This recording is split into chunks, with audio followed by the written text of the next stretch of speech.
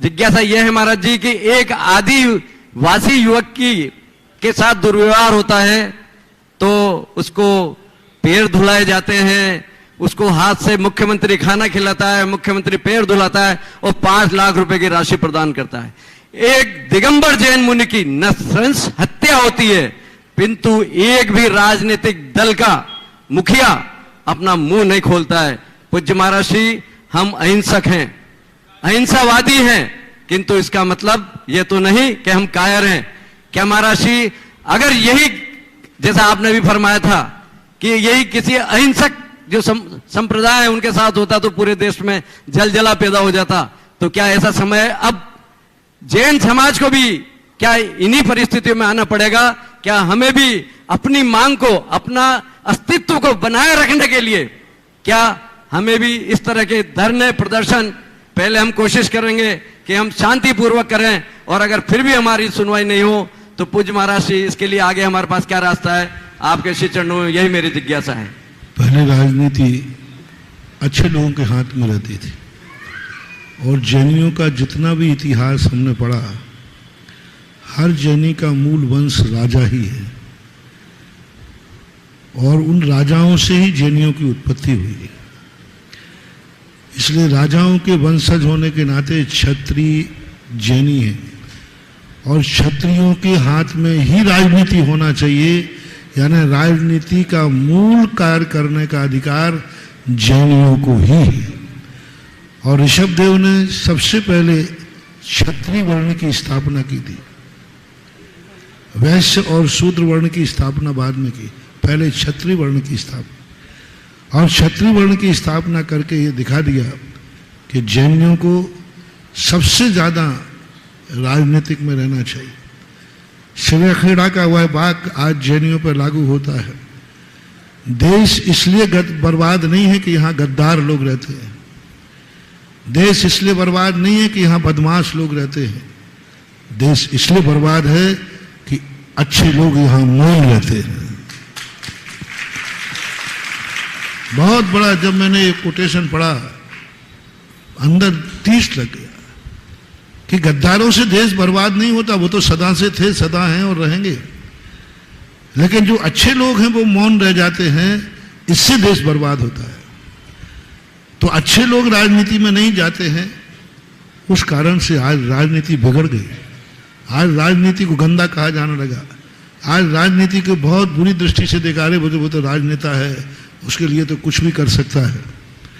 लेकिन राजनीति अच्छे लोगों के लिए दी गई थी, सर्वश्रेष्ठ लोगों को दी गई थी, जो पूरे संसार में सर्वश्रेष्ठ थे, उनके लिए ऋषभदेव ने राजनीति दी थी, क्षत्रिय दिए थे, क्षत्रिय बनाया था। लेकिन धीरे धीरे क्षत्रिय बनिया बन गए, वणिक बन गए, व्यापारी बन गए। तो आज ये सब जैनियों का मूल कारण है अर्थ प्रधान। आज हर जैनी एक ही सोचता है पैसा कैसे कमाया जाए, पैसे की तरफ दौड़ रहा है। वो ये भूल रहा है तुम कितना भी पैसे कमाने की हुरन कर लेना, लेकिन पैसा रक्षा करने वाला ही नहीं बचेगा तो कमा के क्या करोगे? तुम कितनी कमा लेना, तुम कमा के आओगे, लूटने वाला लूट लेगा, तुम कमा के आओगे, कोई छीन लेगा, क्या करोगे कमा के? इसलिए कमाने के साथ साथ आज बड़ियों को सोचना चाहिए कि कमाने में तो तुम निपुण हो, लेकिन अपने धर्म की रक्षा करने में, अपने धन की रक्षा करने में तुम कमजोर हो, क्योंकि ना तुम्हारा एसपी है, ना तुम्हारा कलेक्टर है, ना तुम्हारा मजिस्ट्रेट है, ना तुम्हारा विधायक है, ना तुम्हारा सांसद है, और ना तुम्हारा मंत्री है। कमाओ और गमाओ, बस यही है। कमा सकते हो, रक्षा करने वाला तुम्हारा कोई है ही नहीं, कहीं से भी नहीं। जैसा अभी हुक्म जी ने कहा कि एक कोई साधारण व्यक्ति मर जाता है तो सारे मुख्यमंत्री अपनी गद्दी छोड़कर वहां पहुंच जाते हैं, सब करते हैं। आज इतने राजनीतिक पार्टियां, मंत्रिमंडल हैं, सारी राजनीतियों में किसी ने शोक नहीं मनाया, किसी ने शोक का संदेश नहीं दिया, किसी व्यक्ति ने ये आवाज नहीं उठाई कि आज जैनियों के साथ हुआ है। वो जैनियों के साथ नहीं हुआ है, पूरे राष्ट्र के साथ हुआ है, भारत माता के साथ हुआ है, भारतीय संस्कृति के साथ हुआ है। सारे पक्ष विपक्ष एक मिलकर के हम इस आपातकाल में हम सब साथ हैं। ये राजनीतिक दलों ने ये आवाज नहीं लगाई, किसी राजनीतिक दलों में। इसलिए मैंने कह दिया, ऋषभदेव ने जहां क्षत्रियता का उपदेश दिया था वहां ये भी कहा था, जहां कोई ठीक से ना माने तो तलवार भी दी थी। एक ऐसे ऋषभदेव थे जहां एक और पिछी दी है, दूसरी ओर तलवार भी दी। दोनों बिल्कुल विरोधी है। पिछी इतनी कोमल है कि बचाती है, तलवार इतनी पैनी है कि काटती है। उन्होंने तलवार चलाना भी सिखाया। मेरा तो सरकारों से कहना है, समाज से कहना है कि तलवार ना उठाना पड़े, सारे राजनीतिक दल पिछी से मान जाए तो सलामत है। यदि साधु की पिछी से यदि मान जाते हैं तो बहुत फायदा है।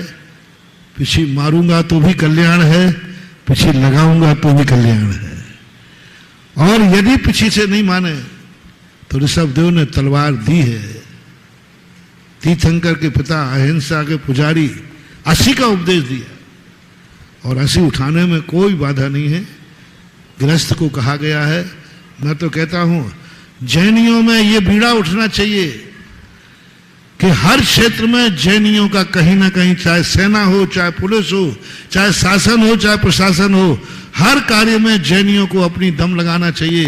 ये मत सोचो कि हम सफल होंगे कि नहीं होंगे, ये करो कि हम पुरुषार्थ करेंगे, हम आगे आएंगे। तुम्हें अपन को कौन पूछने वाला है, हमें कौन टिकट देने वाला है?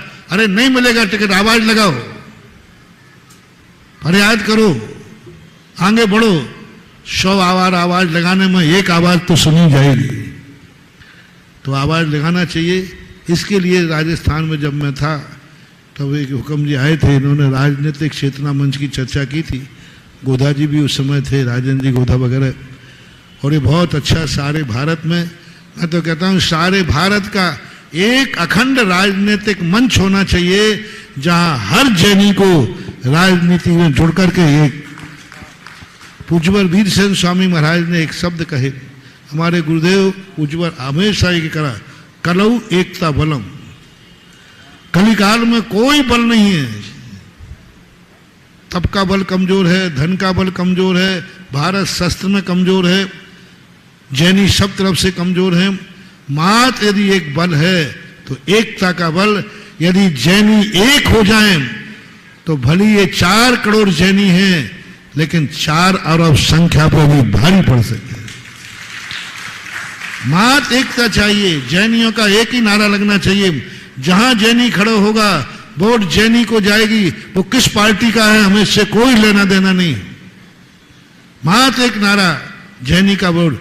हर व्यक्ति, आज हर जाति, ये जातिवाद हम लोगों ने नहीं फैलाया है, जातिवाद फैलाती सरकार, जातिवाद फैलाते राजनीतिक मंच। ये यहाँ कौन सी जाति वाले लोग ज्यादा हैं उसी को वोट देते हैं, उसी को दे देते हैं, वो टिकट दे देते हैं, जातिवाद फैलाते। तो जब जातिवाद फैला ही रहे हैं, जब मीणा मीणा को वोट देता है, गुजर गुजर को देता है, ब्राह्मण ब्राह्मण को देता है, तो जैनी जैनी को देता है, तो कौन सा अपराध है? और ये जैनियों के लिए एक बहुत बड़ी, दिगंबर श्वेतांबर दोनों, हम हमेशा एक ही नारा देते हैं।